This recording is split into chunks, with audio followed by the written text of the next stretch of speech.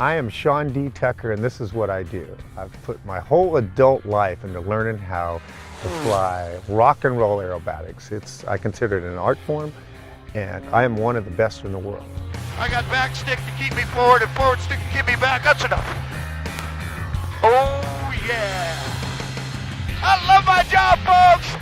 And the reason being is because I'm totally focused and dedicated to learning how to fly that airplane through the sky, upside down, right side up, tail first, tumbling end over end, 10, 15 times, flying backwards for 500 feet. Oh, that hurt. That was good. That was good. And what I want to do is be the best aviator that I can be the best aerial entertainer I can be. And what's very, very cool about my job is I'm still learning how to fly that airplane. It is a quest, a challenge. All right, folks, thanks for coming to practice. You kids, live your dreams, man. Do whatever you want. It's okay.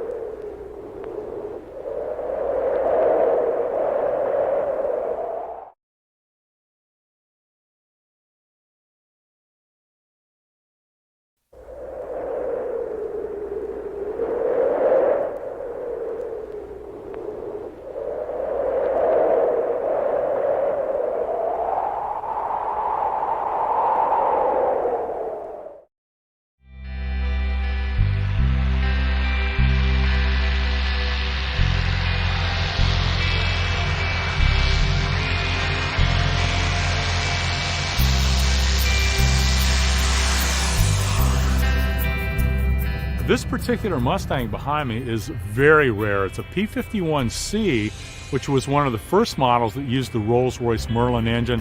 Still had the high back canopy. The original Mustang was the A model, had the Allison engine, which the P40 had. They started off with those. The British actually had a much better technology with superchargers in the Merlin than we did in the Allison. So at some point somebody said, hey, let's try a Merlin. And the Merlin engine in the Mustang is what made it a great airplane. We actually went on to build Rolls-Royce engines here in the States under license for the Mustang, and as well we turned them out, and the British used them in the Spitfires and the Hurricanes as well.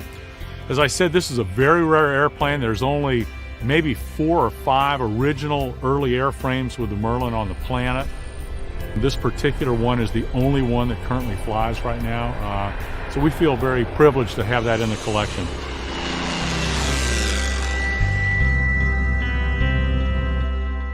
This particular Mustang is painted in the colors of the highest scoring Tuskegee pilot, Lee Archer, who was one of the top Tuskegee Airmen who were the black fighter pilots that flew for the United States during World War II. Signature markings was the red tail and the red spinner.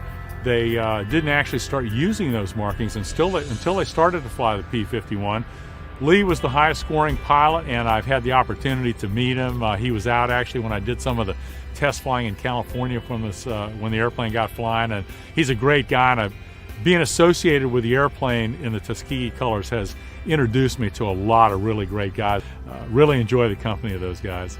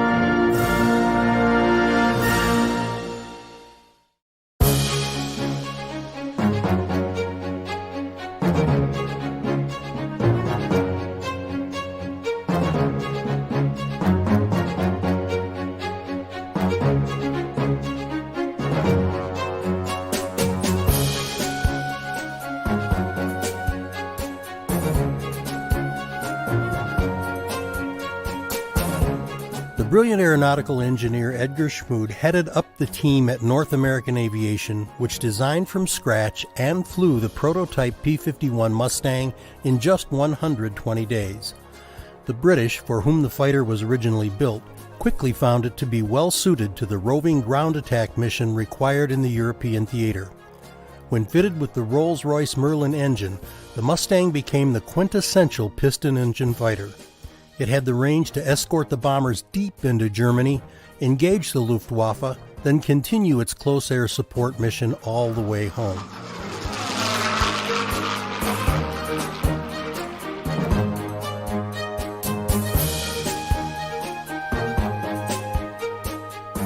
When the United States entered World War II, Charles McGee was an engineering student at the University of Illinois, enrolled in the ROTC program. Learning of an experiment to recruit black men for a flying squadron at nearby Chanute Field, he filled out a pilot application for the Army Air Corps. He soon found himself training in Tuskegee, Alabama. As he progressed through to active duty, he flew the P-40, P-39, and P-47, before flying a Mustang for the first time July 1, 1944. His brilliant military career would continue for 30 years with tours of duty in World War II, Korea, and Vietnam. He retired as a colonel in 1973.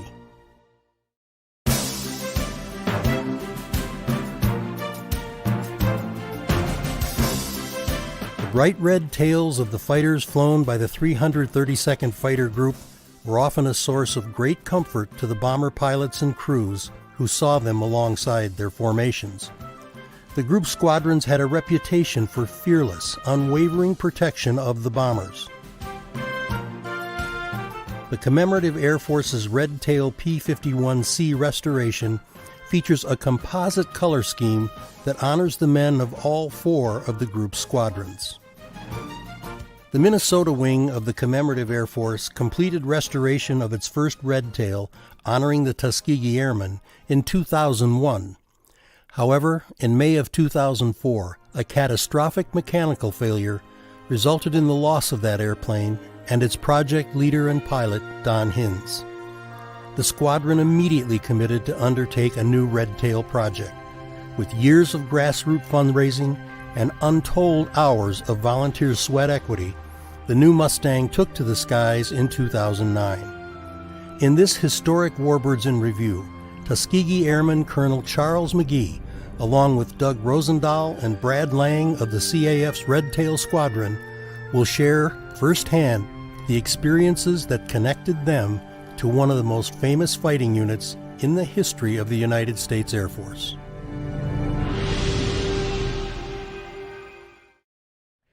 My name is Dan Bolin. I'm standing in my brother's memorial, Warbird Alley here. Ed Bolin was my brother. And Connie, my sister-in-law, started this program 14 years ago. I'm out of breath. She came to me and said, "Brother, I got an idea for a program, and it's already been approved by EAA, and I'm going to call it Warbirds in Review. And what we're going to do is have a moderator who's going to ask questions of an aircraft owner, a World War II airplane at the time, and then whoever restored the airplane will be there as well. And hopefully we'll have an ace that flew it during the war. And we're going to take questions from the audience at the end." And I said, "Connie, what a great idea." I said, "Who did you have in mind for the moderator?" She said, "You." And I'm saying, "Oh, no." I've said, "I'm not comfortable in front of people with a microphone. I've become a little bit better." I said, "I've got a southern accent, every excuse I could think of," but she was persistent. And thank God she was, because it's been one of the most rewarding things of my life. Because of her vision and that of my brother, I have got to meet some of the greatest aviators in history right here at Warbirds in Review. So this is our last program today, and maybe we've saved the best for last, because we're talking about the famous Red Tails, the Tuskegee Airmen. And we got to...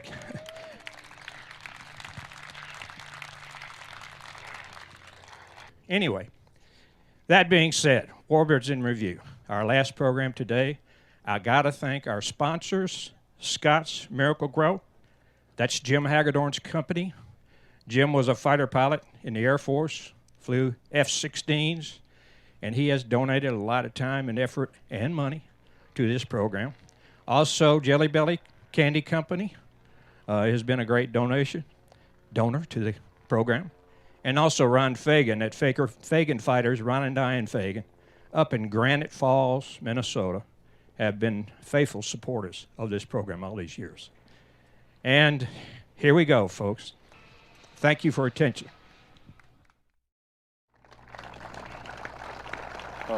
This is such a privilege.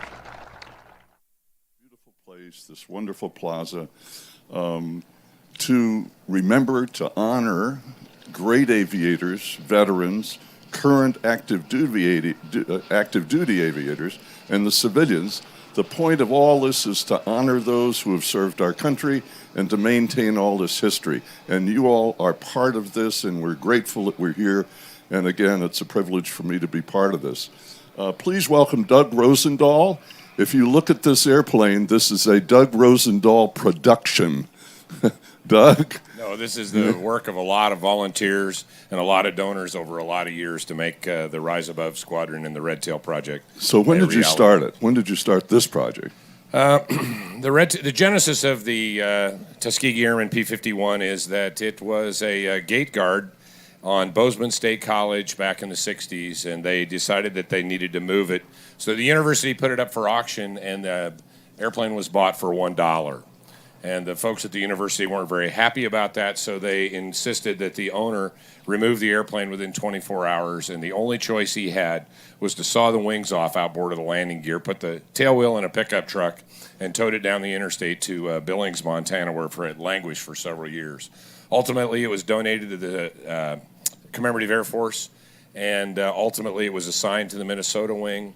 And we started, the decision was made to restore the airplane as a Red Tail because the Red Tails escorted the 380th Bomb Group, 310th Bomb Squadron and 380th Bomb Group, which is our B-25 Miss Mitchell. So we thought it would be good to have a B-25, a Mustang in Red Tail colors, escorting our B-25.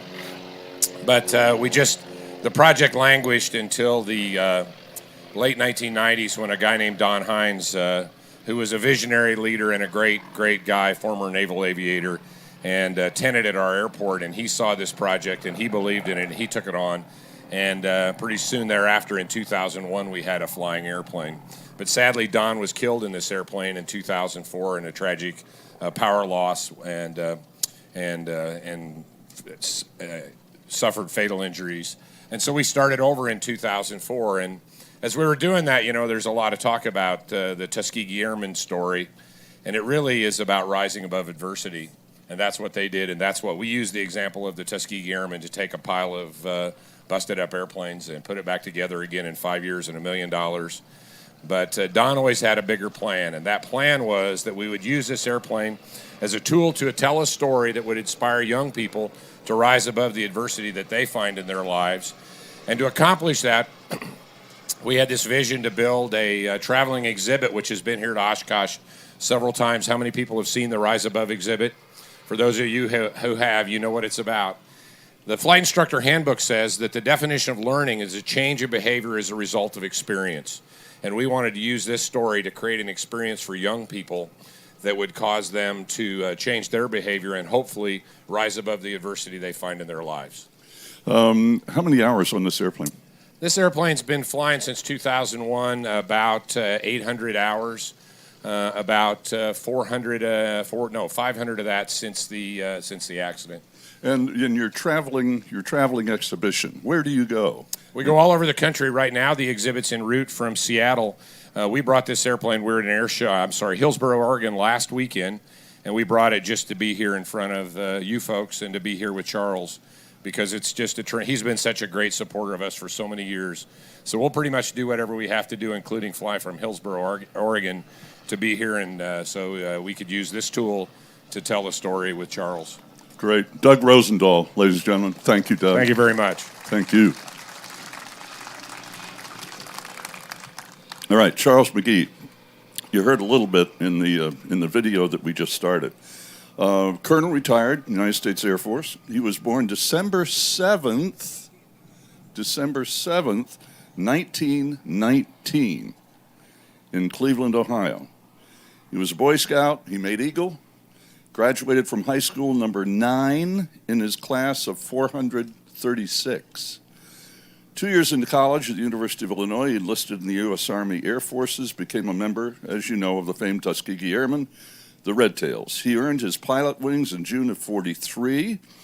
With the 332nd Fighter Group, he flew the P-47, the P-39, and the P-51 Mustang, escorting B-24s and B-17s over Germany, Austria, and the Balkans. He shot down one Focke-Wulf 190 before he came back to the States as an instructor. In Europe, he flew 137 combat missions. In the Korean War, he flew 100 missions in the P-51 Mustang. And in the Vietnam conflict, another 172 missions in the RF-4 Phantom. In the history of the United States Air Force, Colonel McGee holds the record for flying the most combat fighter missions in 3 wars, World War II, Korea, and Vietnam, 409.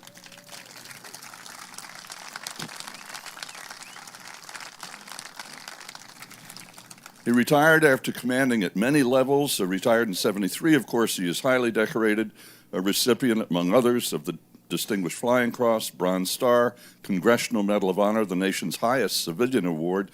In 2011, he was inducted in the National Aviation Hall of Fame. Please welcome Colonel Charles McGee.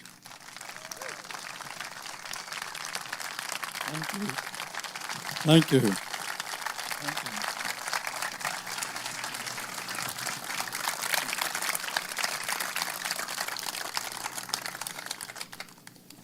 Charles, and I just kind of accented that you were born on December 7th, right, in 1919.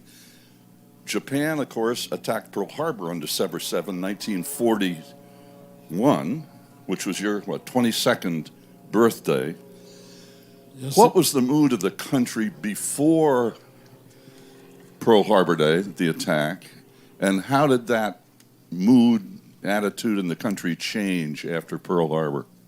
Well, that's an important question because, the country had come out of 10 years of depression.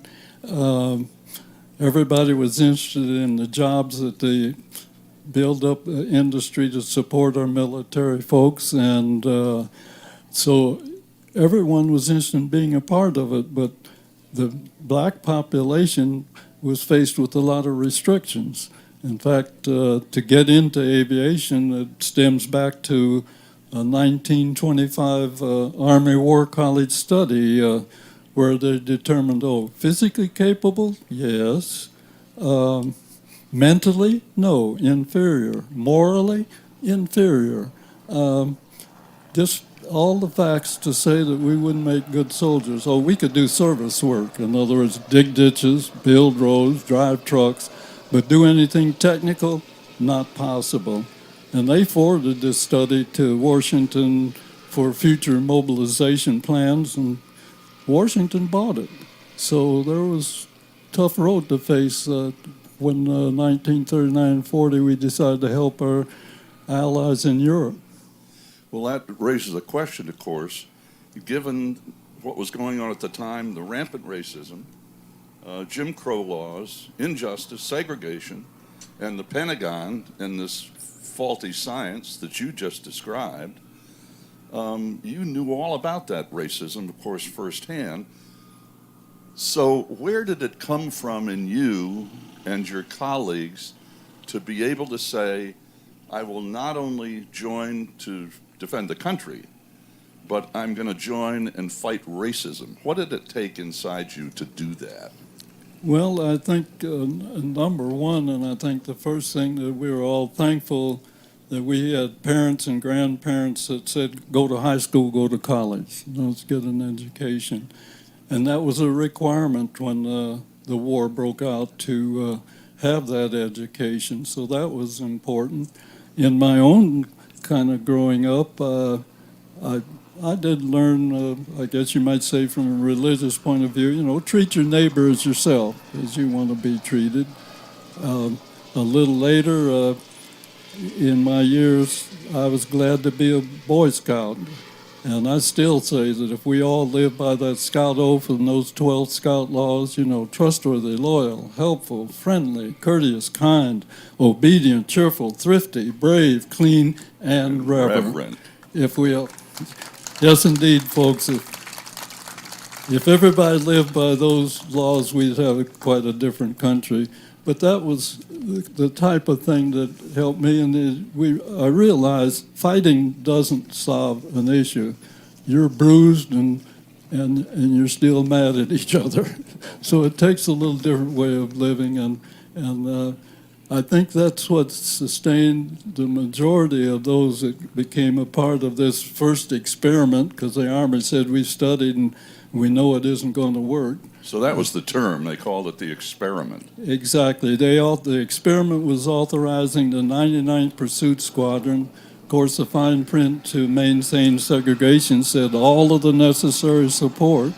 So besides 32 pilots, that's a couple hundred technicians and mechanics, and of course you needed medical and communications and all, so it's almost another couple hundred, supply another couple hundred people, because they insisted on segregation, and that 99th went into combat, taking care of, still segregated overseas, but attached to white groups, but not at the same base. How are you treated when you first arrived at Tuskegee in that whole training period? Well, I'll have to, if it wasn't for Tuskegee Institute, now Tuskegee University, things would be quite different, because we were not welcome in the city and town of Tuskegee. The sheriff wasn't a friend, folks. We went through town very carefully, but Tuskegee Institute was able to take care of us while they built the airfield. And that's an interesting part of this circumstance, because the Army had told a graduate of the civilian pilot training school they couldn't use a black pilot because they didn't have any black mechanics. It's very interesting. But so really, now called Tuskegee Airmen, we weren't called Tuskegee Airmen then, were mechanics trained at the technical school, Chanute Field, Rantoul, Illinois.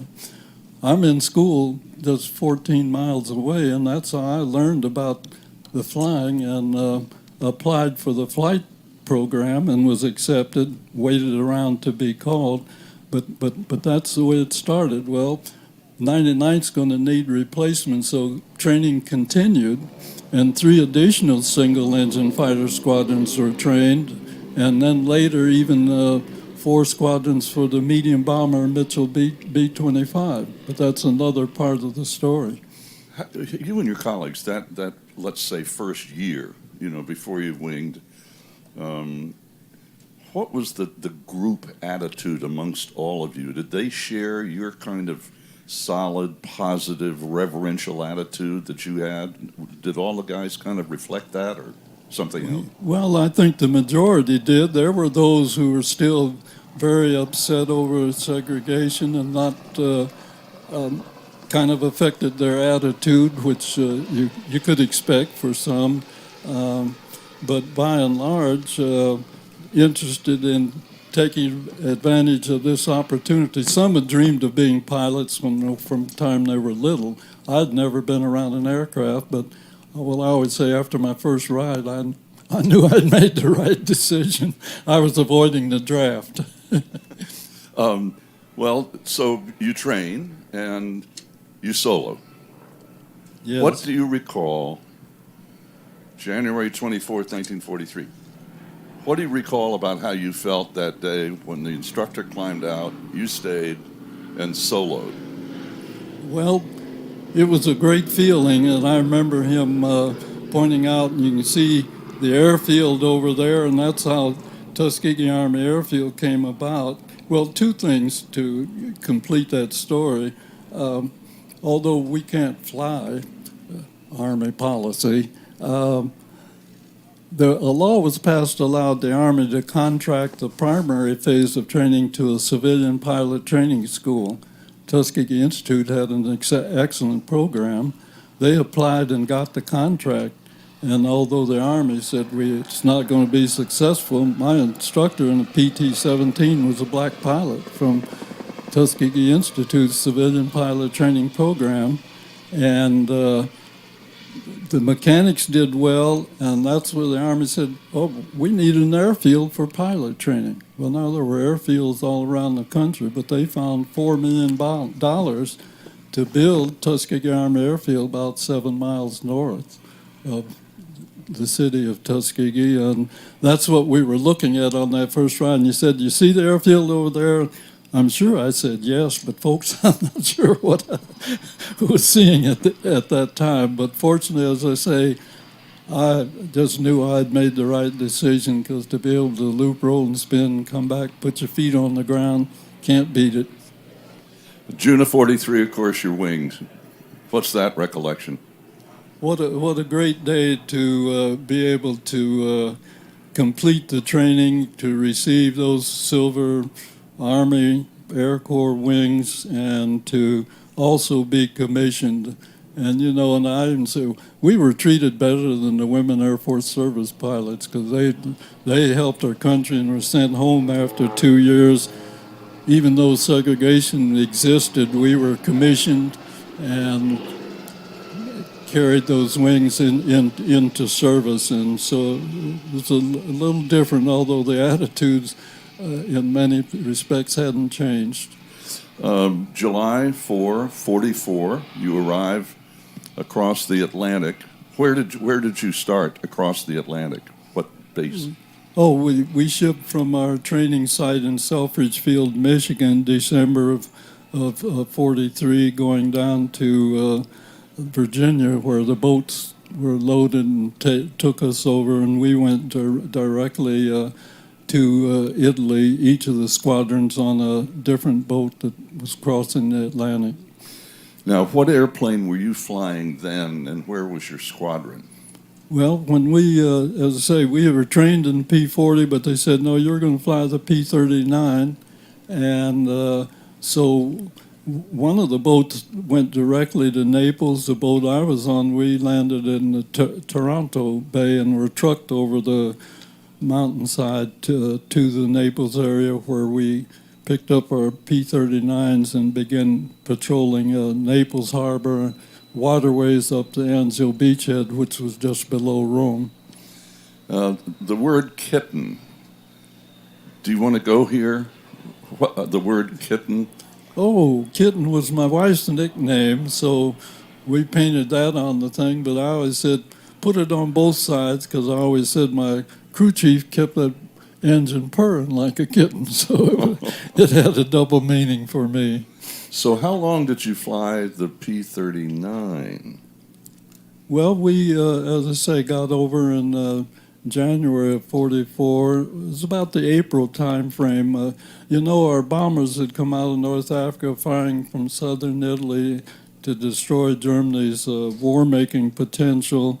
Thought they had enough guns on the 17s and 24s to protect them, but the German Air Force was a different story. So they decided to provide additional escort, and they pulled four squadrons, groups rather, from 12th Tactical Air Force. We'd moved over to the Adriatic side of Italy and picked up P-47 Thunderbolts to begin about the April time frame of 44 to begin escorting the B-17s and B-24s. So you transitioned right then in Italy from the 39 to the P-40? Well, no, only the 99th was still flying P-40 attached to white groups. They were doing interdiction and ground support. We began the escort work with the P-47. P-47, I meant, yep. Yes, and back then, you read the tech order and sat in the cockpit and found the switches. I even said, if the crew chief can start it, I can fly it. What were your typical missions in the P-47? Typical mission, we would put up 16 aircraft, have a rendezvous point with a assigned bomber group, and proceed with them. Sometimes we had penetration escorts. Sometimes we were able to stay with them all the way through the mission. sometimes we had egress escorts. So it depended on how far away. You know, Ploesti oil fields were one of the distant targets, and you may not stay with them all the way. So it depended on the assignment that you were given. At what point did the Mustang become part of the equation? The famous Mustang, Mike, I always qualify it with the Rolls-Royce Merlin engine. July 1st, all of the 4 fighter groups had the P-51 Mustang, and we preferred that because the P-47 was excellent, roomy cockpit, extra pair of guns, but that big radial nose and its supercharging limited its altitude and range. So the P-51, though, gave us an aircraft that we could operate from the ground to 35,000 feet, good range, good speed. It was a premier aircraft for the task that we had to do. So what were your mission charges or orders? Was it just to protect the bombers, or was it to attack the Luftwaffe, or both? Well, it was somewhat of both, but in our leadership, and sometimes those instructions might have been different from those who were flying out of 8th Air Force, but our mission was to help save the bomber crews, because each time a bomber went down, that's 12 lives that could be lost. And so our leadership, Ben Davis Jr., who became our commander, well, he hadn't said, I'll court-martial a pilot that goes happy hunting. That is leaving the assignment because we hear that there are foreign aircraft in the air and you want to go get a victory. If they attacked the bombers we were escorting, we fought them off. If they didn't, we always just said, well, they live another day. What were the typical Mustang missions? How long were they? How cold did it get up there? Well, the cockpits weren't quite what they are today for sure, but the higher it went, the colder it got. But our missions, I would say the average mission for us on escort was 4 hours to 4:15 or 4:30. Longest mission I flew in 51, 6 hours. But it was a special mission, and not flying at high cruise and burning fuel very rapidly. But we also, whether it was weather or that kind of case, and the bombers weren't in.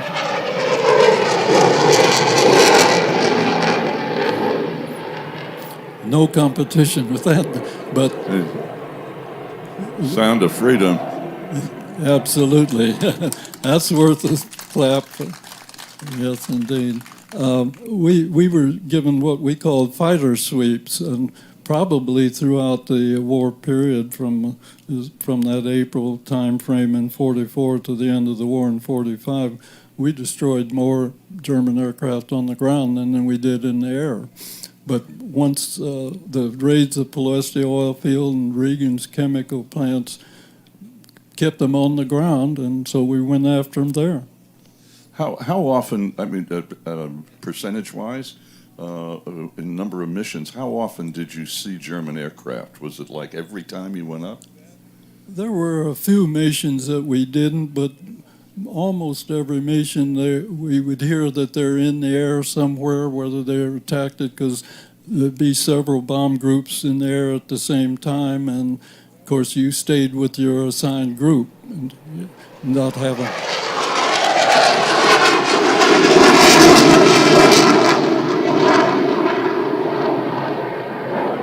Not a P-51 for sure.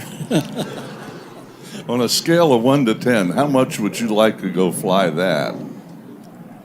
Well, 1 to 10, probably 10. But thank you. But you know, it's the technology has taken us to a new level. Now I ended up flying F-4s, and somebody asked me, well, how do you compare with F-16, F-15 planes come out there, folks? You don't.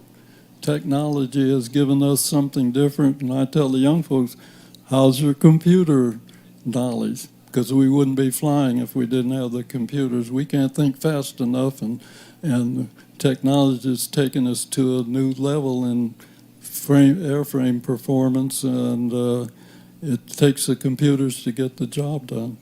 Where do the words risk and fear drop into this conversation for you in your experience? Well, I've been asked, were you afraid and so on. I said, no, we had excellent training. We were with the Southeast Training Command, and I tell if you're afraid or scared, you're in the wrong business. You got to go do something else. So, your adrenaline does get up in circumstances, to say the least. But by and large, with the good training, you knew what the mission was. You had the equipment to accomplish it. So it was a great experience. But is there any way to really prepare for combat in that experience, no matter how much you train? Probably not, but we've been able to simulate a lot of circumstances, and so I guess they get you as close as they can to it, but until you're flying there and suddenly realize, hey, somebody's firing back at you, and you take a hit in the plane, that does kind of get your attention just a bit. The bomber crews.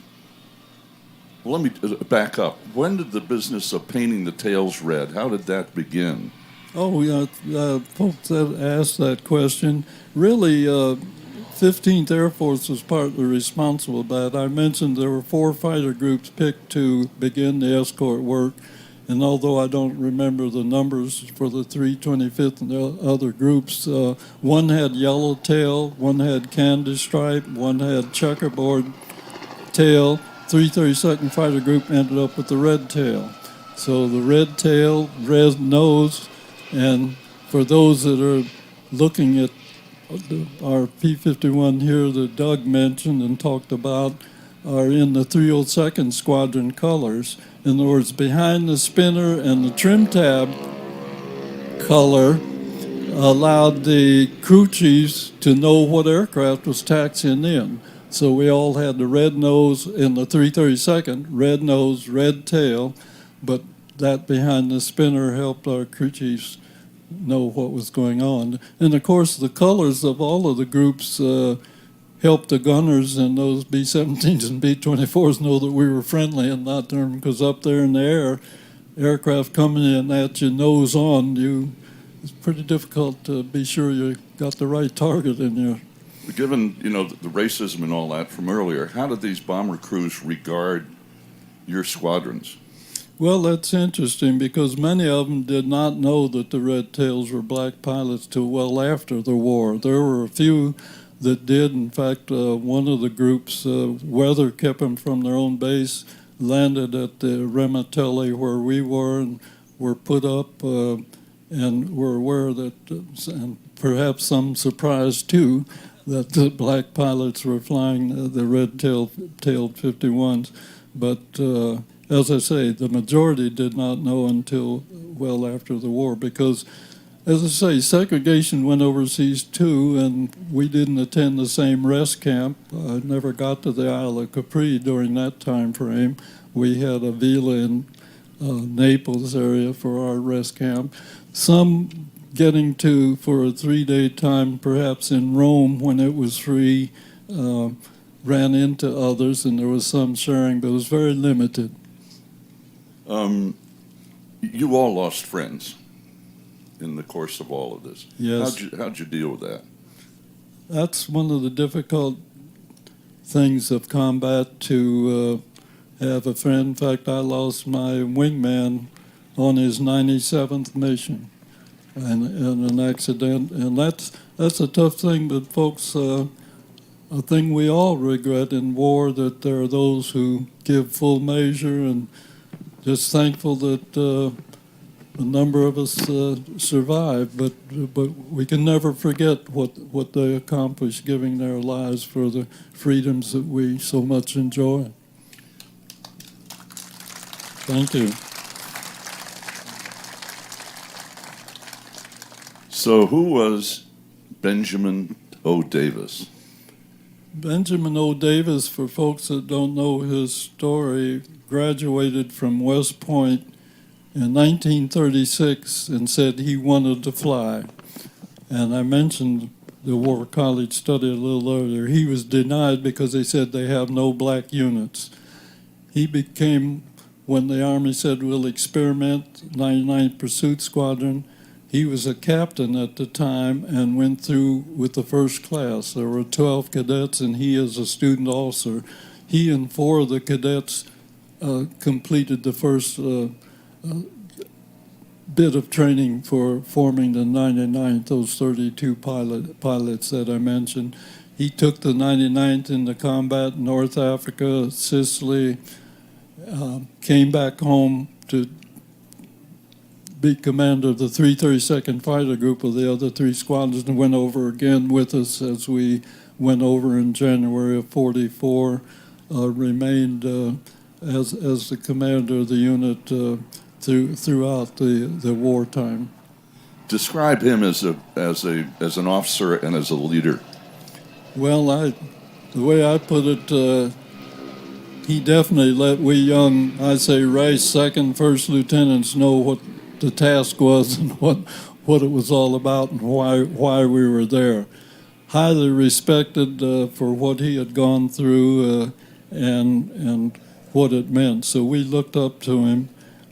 He wasn't an easy person to get close to, well, until many years later after the war, and he wrote his book, Tuskegee Airman American, that it just seemed to relax, and you could feel a little closer to him. But he was a great leader, highly respected, and certainly, you'd say, the right man at the right time. And he achieved what rank, finally? Well, that's interesting. When he went through training, as I say, he was a captain.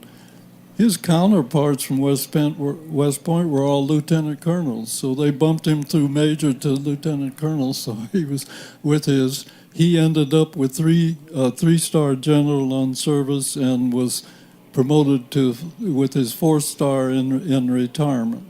So he was the first black 4-star. No, he was the first black general in the Air Force. The first black 4-star turned out to be Daniel Chappie James. Now tell us about Chappie James. Yeah. Chappie James, when I went into training, was one of the instructors in Tuskegee Institute Civilian Pilot Training Program.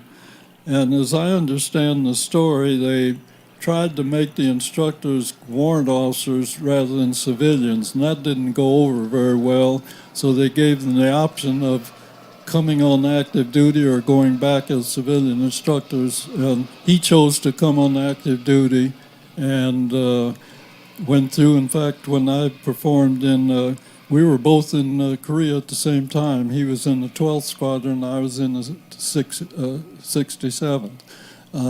But Chappie was one of these all-around people. He could play every instrument in the band. He could play football, basketball, baseball, whatever it was, you name it. But an excellent speaker, he could go down on the waterfront and talk in their language, or he could go to the boardroom.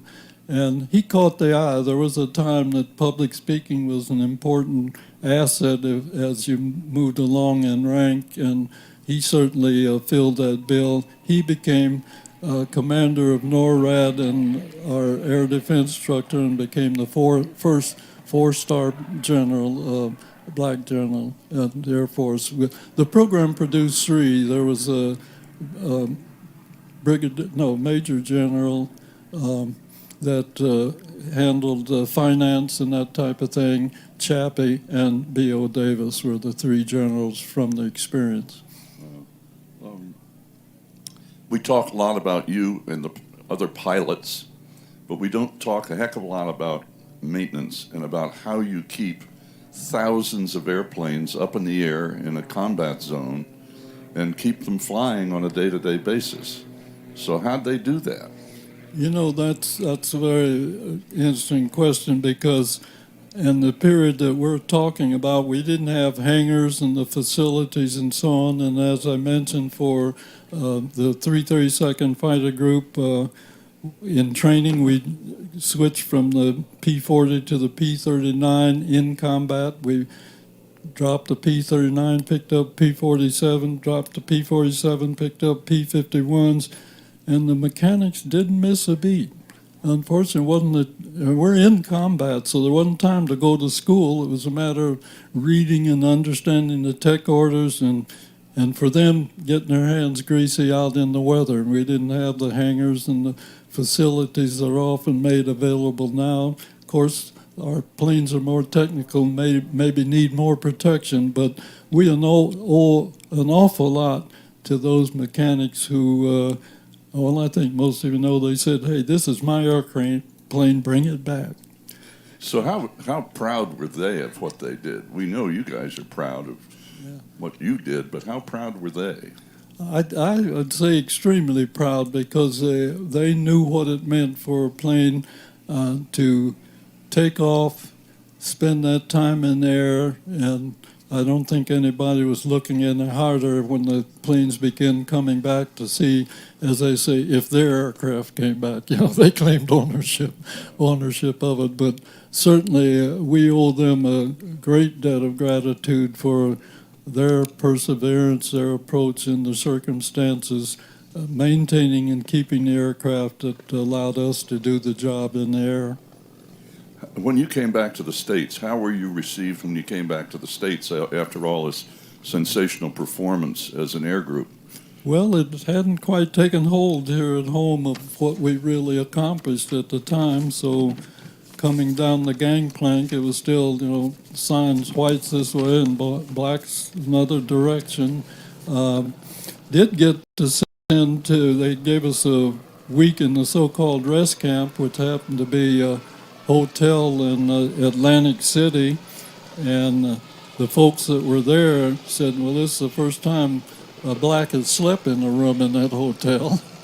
But things began to move slowly as the story and the experience realized it, and folks began to realize that happenstance of birth wasn't what it was all about. It was about access, opportunity, and being prepared. You decided to stay active. Why? Well, I did say I was enjoying flying, had great assignments, and actually I'd say I couldn't have written a better script. But also in the late 50s, I've thought about maybe getting out of the service and looking at the airlines, but they weren't hiring black pilots or women for that case at that time.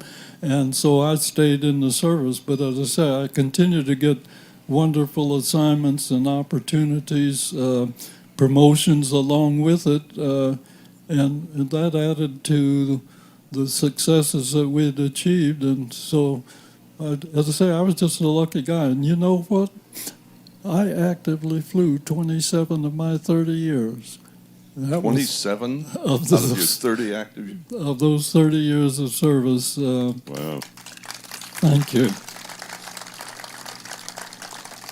So along comes Korea, and what's your rank at this point, and what's your position at this point? Yes, as I said, I went over to the Philippines as a maintenance officer. They grabbed, a month after I'd been there is when the war broke out, and they grabbed P-51 pilots. I went to Korea with the 67th as the squadron maintenance officer. Lou Sabille, who was our commander, gave his life to destroy a target shortly after we were flying. We flew our first missions out of Japan while they built the first strip inside the Pusan perimeter. But when Lou lost his life, I moved up to the squadron operations officer and eventually received a spot promotion to major there in combat. You flew the Mustang in Korea. What was that experience? What did you do? What were your goals? Well, I call the experience in Europe, that was air superiority type flying, and those keep the air clear. Their bombers could do their job. My flying in Korea was all interdiction and ground support. I never saw a MiG, but I'd say they weren't down in the trees where we were, doing the work supporting the ground troops. And that was throughout that mission, but we carried bombs, napalm, rockets, all of the things needed to pursue, as I say, interdiction and ground support type of missions. At what point did you get your first squadron? I returned. I had just gotten overseas, as I mentioned, when the war broke out, and I said, rather than come back to the States, which was an option I could, I went back to the Philippines, and as I say, as a major, was assigned to the 44th Fighter Bomber Squadron that remained. That was the third squadron of the 18th Fighter Group that stayed in the Philippines, and got my first jet flying experience and became the commander of the squadron for 2 years. What was that? Tell us about that first time you pushed the throttle forward in a jet and you flew in a jet. That was a great experience, and I think those of you who've flown reciprocal and jet engines, but the F-80 didn't have the thrust that we have that we heard going by out here just recently. So to be on the ground and be able to go to 100% and the fire's still burning, let go your brakes and be up at 20,000 feet in just a few minutes was a real thrill, and I enjoyed every bit of it. And I've been asked, well, was it difficult? I didn't think so, because you don't have to deal with prop setting and mixture and so on. You, as I say, if the fire is still burning, you just go enjoy flying, and that's what I did. So you're skipper of the squadron. How are you treated? Wonderful. We had a great team, was accomplishing, we might say we were doing the air defense mission for the Philippine Islands, and I was treated very well. And I feel really blessed for the way things worked out. And the example that I could give you, one of our squadron, of course, there was one other black in the squadron, the rest were all white, but one of the white pilot's family came over, and father wanted to do something at the club for everybody, but he told his son I wouldn't be welcome. And his son told him if I wasn't welcome, he could not expect anybody else in the squadron to show up. So that was a great feeling.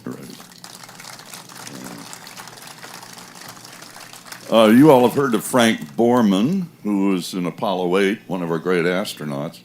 Tell us your Frank Borman story. Oh, Frank turned out to be a good friend, he and his wife, but my story with Frank, as I say, I was commander of the 44th Fighter Bomber Squadron. He had come over to the Philippines. He was a second lieutenant at the time, and they used him. They gave him some tasks up at 13th Air Force headquarters, and we had some things going on, and they assigned him down to the 44th Squadron for a period. But he had a problem that had taken him off of flight status. Flight surgeon there in the Philippines, because he wasn't familiar with his history, didn't want to put him back on flying. And we said, of course, we pilots looking out for each other, I think is the way you would put it. We said, well, hey, I have the authority. We'll bootleg some flying time for him and have the flight surgeon monitor it. Flight surgeon agreed. We bootlegged some time for Frank. Turned out well. Got him back on flight status. Of course, later we didn't know he was going to be ending up as an astronaut, but we've been lifelong friends. So you eventually come back to the States to go to Air Command and Staff in Montgomery, Alabama. Think about the geography of that. With your record, you get to Air Command and Staff, you're what, a major? At the time, yes, sir.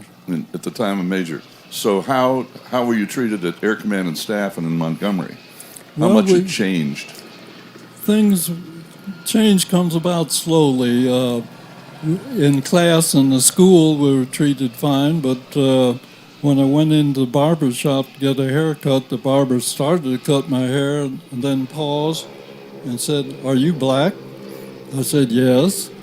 He refused to complete my haircut, so we had to get to the base commander, and they got a barber out of the city and set up a room where we could get our haircut. And also while there, of course, I was able to find a house to rent while I was in school because my family was there, and I still don't know what I said, but I had to tell my oldest daughter at the time that she couldn't play in that park that was a block and a half away. As I say, I still don't know what I said, but she turned out to be pretty good after all, so things improved. So on to Southeast Asia and a new airplane, the RF-4 Phantom. What was it like when you started flying the Phantom compared to the P-80? Great experience. They started two new tactical reconnaissance squadron, the 12th and the 16th. We all went through reconnaissance school together and then out to Mountain Home, Idaho to get in the aircraft. Went through survival training and then over to the Philippines. And I found out that I took the 16th Squadron to Tan Son Nhut Air Base in South Vietnam, and the other lieutenant colonel, I had been promoted by this time, took the 12th Squadron to Thailand, but we were doing the tactical reconnaissance. How risky was that flying compared to, say, flying over North Vietnam? Yeah. Well, you know somebody's firing back at you when you go over the targets, and for those that don't know, in the RF, we had no weapons. Our defense was speed. So in the highly defended areas, we just flew a little faster to sure many times. Of course, you didn't know it at night. You could see the tracers trailing off behind you, so you just said, thank goodness for the speed that you could avoid being hit. Although I had no scratch in my flying the 100 and some missions in Europe. I did get airplane hit in Korea, but was able to get back to home base. Did get aircraft hit in over Laos. Oh, we didn't fly over Laos. Yes, we did. But yeah, because that was yeah. Right. But yeah, I couldn't get back to home base, but fortunately I was able to get the plane to a safe base, and my backseater pulled our photographic equipment out, and we bummed a ride back to home base in Tan Son Nhut. Kept on going. So there was the third war, bunch of missions, 136, 137 missions. To give you again, I'll repeat, he holds the record and will, historically in the United States military, for flying the most combat missions in 3 wars in the history of the United States Air Force. Fighter combat. Fighter combat. Important is fighter. Thank you. Well, you get back to the States, and you are the first black base and wing commander ever in the United States Air Force. How fulfilling was that for you? Yes. Well, you might say it's a second, but when I mentioned that integration takes place slowly, Lockburn Air Base was a wing-based operation by B.O. Davis that they closed the Air Force closed it in 1st of July 1949. We were scattered around the world. Lockbourne is in Ohio?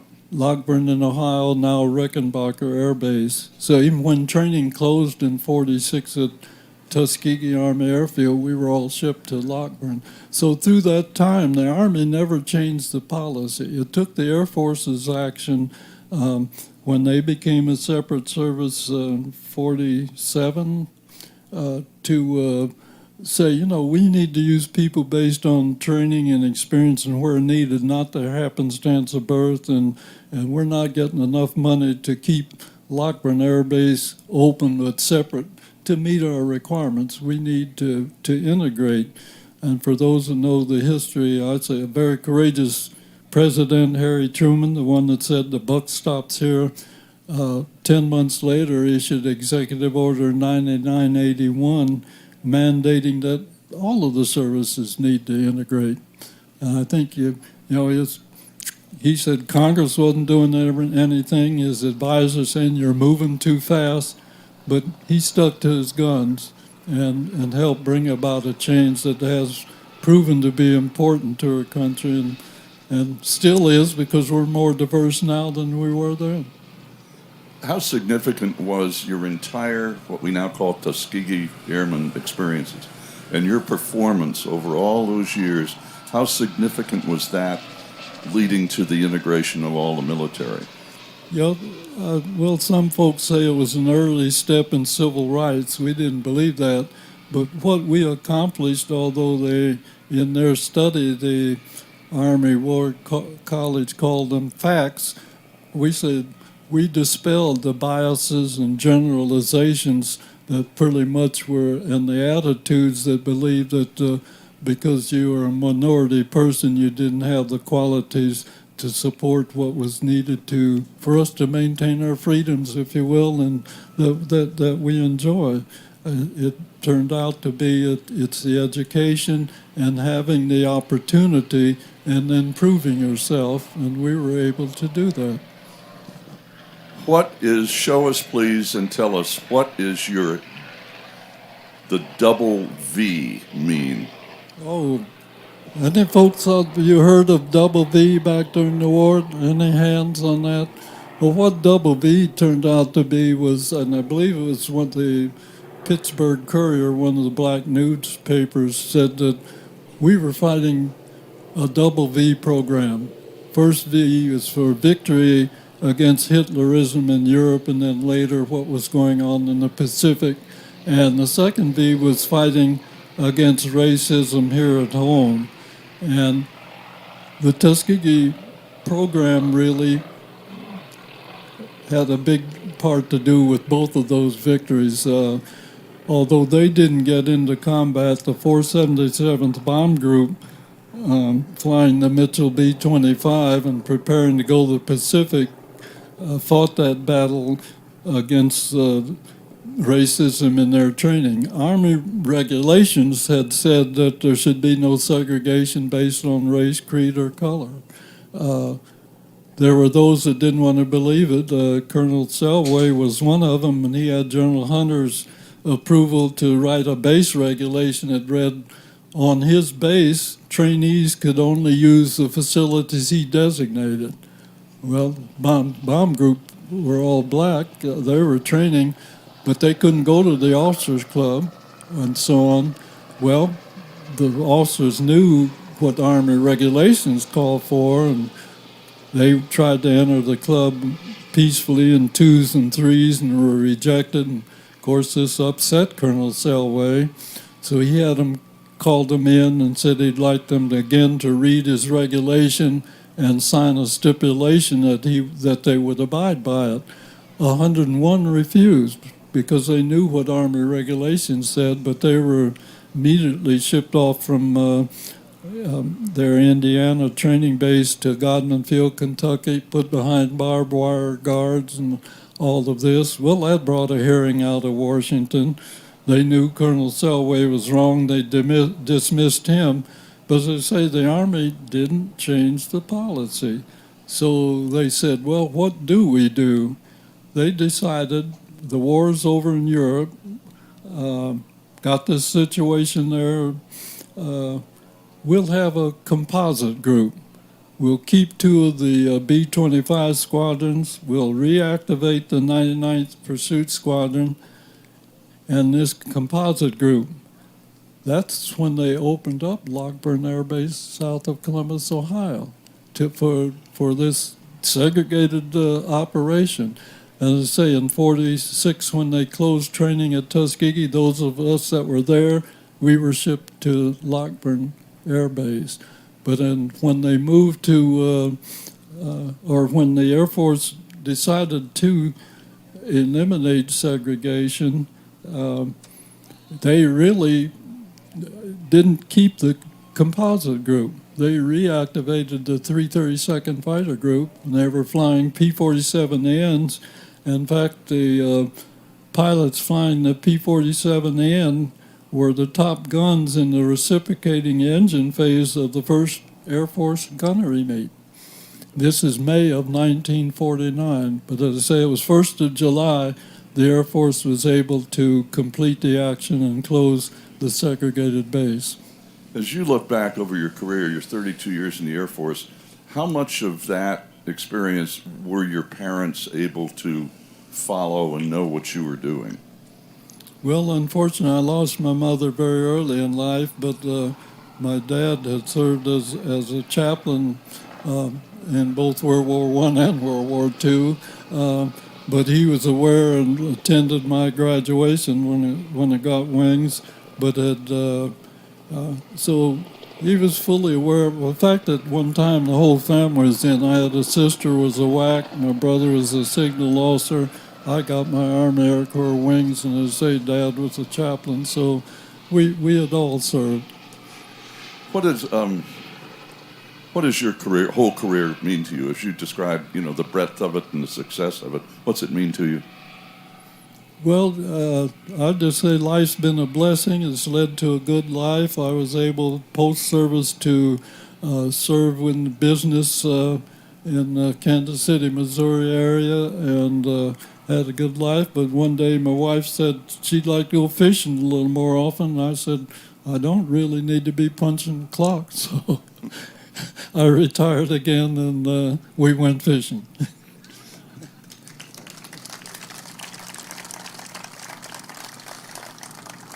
What are the challenges to our country today as you look around and see where we are in the world and here at home? What are the challenges today? Well, I like to talk to young folks, and I get a chance to go to some schools, particularly middle school, because the middle school kids listen. High school kids don't listen very much anymore. But well, I give it to them in this way.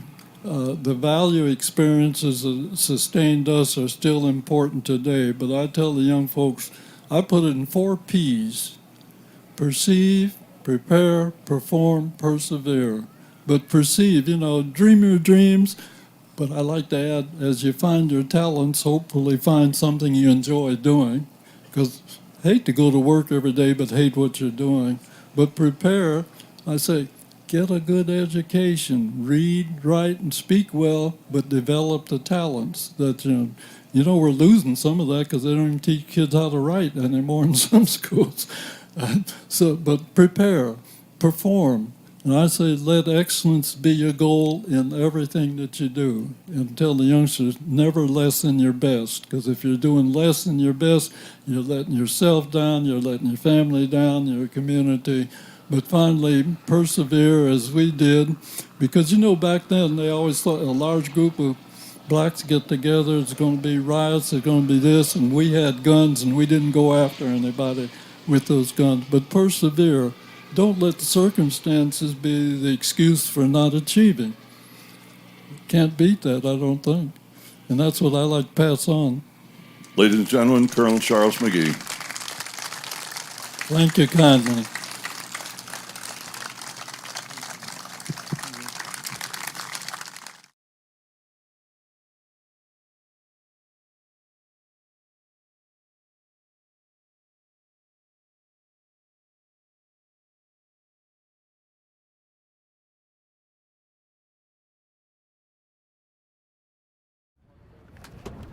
So you start the pre-flight in the Mustang up here in the cockpit. I'm going to make sure the mags are off and the trims are zeroed.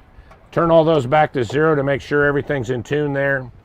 And then we'll check my fuel status right here and my coolant pressure. And then we'll hop off the wing back here and start the pre-flight on the ground. One of the things that on the Mustang that's key is the flap actuator. There's a yoke in there that pushes the flaps down. And the first notch of flaps on the Mustang's at 400 miles an hour. So there's a tremendous amount of stress on that. And if you overspeed the flaps, you can bend this yoke in there. And so you always want to take a look at that and make sure that that's not bent down in there. And then we'll move outboard. We can pull the caps off, take a look in the fuel tank, make sure we have fuel and make sure the cap's secure. These are the gun bay doors. In the C model Mustang, it only had 2 guns. The D model had 3 on each side. And they were laid on an angle in the C model, and they had jamming problems, and they fixed that in the D model. We're really concerned about these doors because I'm told if those doors come open in flight, the airplane won't fly. So we pay special attention that the handles are down and that the Zeus fasteners are latched. The ammo bays, same difference here. We need to make sure that they're fully engaged and the Zeus fasteners are latched. One of the really interesting things about the Mustang is the way that they actuated the ailerons. There's a pulley in here that turns, and it's got a arm that goes into a bearing, so they were able to make the ailerons actuate without having a bell crank that's protruded up or above or below the wing. It's a really ingenious, cool design, and there's lots of really good engineering in a North American airplane, and this aileron hinge is one of the best. I just really enjoy the machinery and how this works. Trim tabs on a high-speed airplane are always critical. Want to make sure there's no play, and we zeroed the trim to make sure that they're flush at 0, so the calibration is correct. General condition out here on the wing, you know, just taking a look at everything. This airplane's been modified to have outboard fuel vents. Some of the Mustangs with inboard fuel vents, when you do aerobatics, you end up with gas fumes in the cockpit. This nice modification that keeps the air in the cockpit nice and clean. These spade doors on the Mustang are take a lot of stress, so we always want to check the integrity of those. Wheel cover and the linkages that hold the spade doors on. Again, we're just looking for the general security. The brake line here. There's an up-lock roller on the bottom of the gear leg, and you always want to make sure that that's free. It hooks into a hook in here that holds the gear up. And when you're pulling G's, there's a lot of weight on that landing gear. And so it's imperative that that up-lock functions correctly, so that as you pull G's, the gear wouldn't come out, because this gear door coming open at high speed would be very devastating to the structure of the wing. Down here in the wheel well is one of the places where you'll see a dramatic difference between the C and the D model. While the gear leg and the basic function of the gear is exactly the same as the D model, all of the linkages, sequence valves are considerably different. The C model is much simpler. The gear door on a D model is a much different design. It would have forward latching hooks in here and internal latching. This is a much simpler design, but they had some trouble, again, with these gear doors coming open at high speeds with devastating consequences. We want to make sure that the uplock is in position here and the fuel selector valve's not leaking. And just general condition, coolant pipes are up here in the wheel well. You know, the Mustang is a water-cooled engine, and the radiator's in the back, so we're carrying lots of volume of really hot water. And if there was any problem in those cooling pipes, that would again be a bad thing. So we're looking for coolant leaks, hydraulic leaks, and fuel leaks here in the wheel well. The Merlin engine was really one of the things that made the Mustang different than the other airplanes of the day.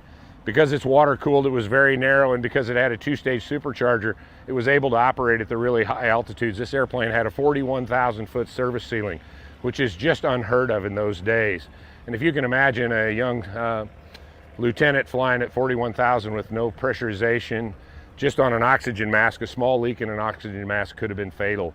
So it was a very hostile environment to operate the airplane, but it was again, the supercharging system in the Merlin that made that possible, and that's one of the things that really made the difference with the Mustang.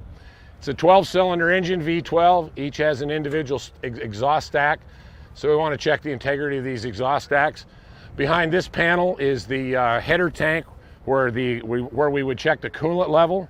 We maintain a pressure in the cooling system so we can tell in the cockpit whether there's been any leaks or breaches in the cooling system, because really the cooling system is the heart and soul of this airplane, and also its Achilles heel. So we're always thinking about the cooling system when we're flying a Mustang. The Hamilton Standard hydromatic propeller was one of the things that really made the difference for the Allied forces. Hamilton Standard built these propellers both for the single and the multi-engine airplanes. In the multi-engine airplanes, they were feathering, and it was a great technological innovation that we had a much, much better technology than any of the Axis forces. And I think this is 11 foot 2 inches, if my memory serves. It's a big propeller when you're sitting behind it. This is the carburetor air scoop.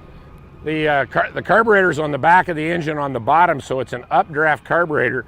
So the intake air goes through an induction trunk all the way underneath the engine. The carb heat box and air filter boxes would be underneath the engine in the center, and then it goes all the way to the back and up into the carburetor. and then to the blower. As we move around the other side of the airplane, it's pretty much the same as the left side. We're checking the integrity of the exhaust stacks, no cracks, nothing loose. We're looking in the wheel well. In this wheel well, we have the hydraulic accumulator, and we want to check the nitrogen precharge on the hydraulic accumulator. North American airplanes are very hydraulic. You know, some Boeing airplanes of World War II tended to be more electric, but the North American airplanes are very hydraulic, and the gear, the flaps, lots and lots of hydraulic systems on these airplanes, and so we're always concerned about the hydraulic system. Again, we're going to check the integrity of the gear spade door and the uplock roller on this side as well, looking at brakes and brake leaks. Brakes are really critical in these big airplanes because they have a lot of mass and they land pretty fast, and so no brakes is a terrifying thing. So we're always looking for hydraulic fluid leaks around the brakes. The radiator of the airplane, again, we said this is a water-cooled airplane, so it is cooled by a radiator. And the radiator is a great big, it's about this long and about this tall in the whole width of the airplane. The airplane has two cooling systems, one which cools the engine and one which cools the intercooler. When you compress the air at those high altitudes, the compression of that air makes heat. And so that would cause detonation in the engine if you didn't mitigate that. So the way they mitigated that was with a water-cooled intercooler, and it comes back here. So here's the radiator, and in front and below that is the oil cooler. So there's an oval oil cooler inside the scoop. We'll see the scoop on the front side again. And then there's these doors. This is the radiator for the cooling door, and then there's another door that you can't see right underneath the airplane, which regulates the airflow coming out of the oil cooler. We manage the temperature of both the oil and the coolant by moving these oil coolers up and down, and there's a automatic system with a thermostat that automatically regulates that in the automatic mode, or you can run it manually as well. But as we said before, the cooling system in this airplane was both its secret and its curse. So if you got one bullet in that radiator and lost coolant, the airplane was going to be a glider in a matter of a few moments. So it's a really critical system, and we pay a lot of attention to it. If you were to look back up in the cooling door, you can see the back of the radiator. It's a very large radiator, very heavy, full of 100 degrees centigrade or 210 degree Fahrenheit water, and it provides really good cabin heat both winter and summer in the cockpit. The tail wheel is retractable, hydraulically again retractable, and the doors close. Everything about the Mustang was designed to be simple and clean and sleek. So as you look at the lines of the Mustang, they're all long and they're straight. The airplane was built out of a lot of flat skin and straight extrusions, so it could be easy to build, and hence they were able to take this airplane from a drawing on a napkin at a dinner meeting to rolling out a prototype in 117 or 119 days. And that was a tribute to the American ingenuity that we had at that time that helped us prevail in World War II. We talked about the Tuskegee Airmen. You know, all the different squadrons had markings, and just by happenstance, the Tuskegee Airmen's marking was a red tail. Red looks good on any airplane, and I think it looks great on this airplane.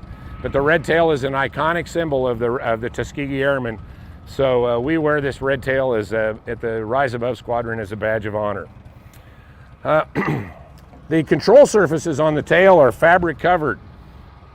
In World War II, they knew that lighter control surfaces were less prone to flutter, and it wasn't exactly clearly understood. Later in the war and on the D model, they made these out of aluminum, but in the C's, A's, B's, and C's, the control surfaces are fabric covered.